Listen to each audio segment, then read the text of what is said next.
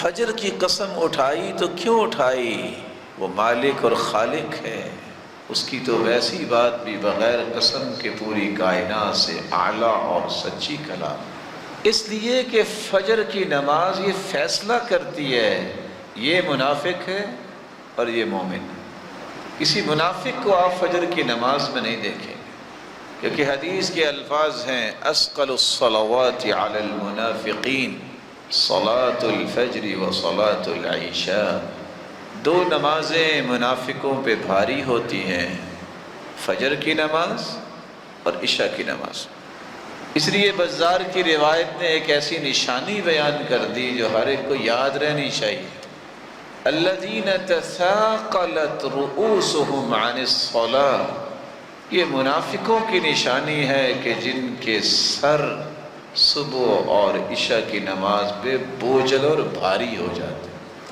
اور ویسے بھی اللہ کے رسول صلی اللہ علیہ وسلم نے فرمایا ان للمنافق علامات، منافقوں کی کچھ نشانیاں ہیں، ان میں سے ایک نشانی یہ ہے لا یأتون الصلاة الا دبرا، وہ نمازوں میں ہمیشہ لیٹ ہی آتے ہیں۔ فجر کی نماز کی قسم اس لیے بھی اٹھائی ہے کہ فجر اور عصر کی نماز پہ فرشتوں کی ڈیوٹیاں چینج ہوتی ہیں۔ صبح کی نماز جب ہو رہی ہے فرشتے آ جاتے ہیں، اور رات جنہوں نے گزاری ہوتی ہے انسان کے ساتھ وہ واپس چلے جاتے ہیں۔ عصر کو یہ واپس جاتے ہیں، نئے فرشتے آ جاتے ہیں۔ جب فرشتے واپس جاتے ہیں تو اللہ ذو الجلال سوال کرتے ہیں اچھا یہ بتاؤ کہاں گئے تھے؟ حالانکہ اللہ کے علم میں۔ فرشتے کہتے ہیں من عند عباد لک فی الارض، اللہ زمین میں گئے تھے۔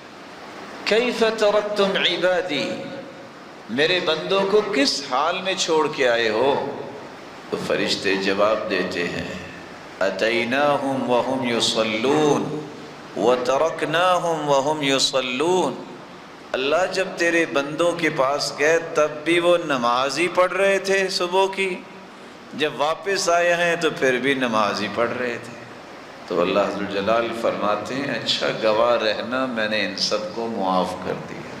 فجر کی نماز جس طرح یہ منافق پہ بھاری ہوتی ہے، مومن کے لیے انتہائی راحت کی نماز، خالی و ذہن، کوئی شور نہیں ہو رہا، کوئی کام دھندے کی فکر نہیں ہوتی۔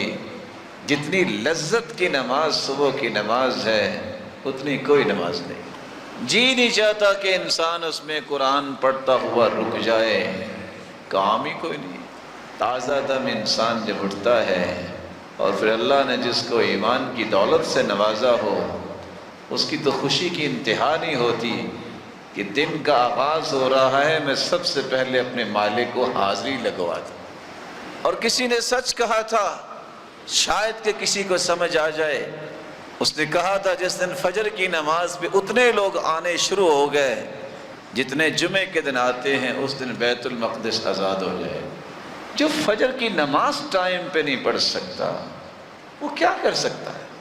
اس کا ایک راز ہے، من صلی الفجر فی جماعہ فهو فی ذمۃ اللہ، جو فجر کی نماز جماعت کے ساتھ پڑھ لیتا ہے وہ اللہ کی امانت اور ضمانت میں چلا جاتا ہے۔ فلا تخفروا ذمۃ اللہ، اوے اللہ کی ضمانت کو توڑا نہ کرو۔ آج دنیا میں کسی کو اگر ضمانت مل جائے تو کتنا خوش ہوتا ہے، لیکن اس کے بھی 10 طریقے ہیں کہ ضمانت کے باوجود بھی اس کو ڈیٹین کروایا جا سکتا ہے۔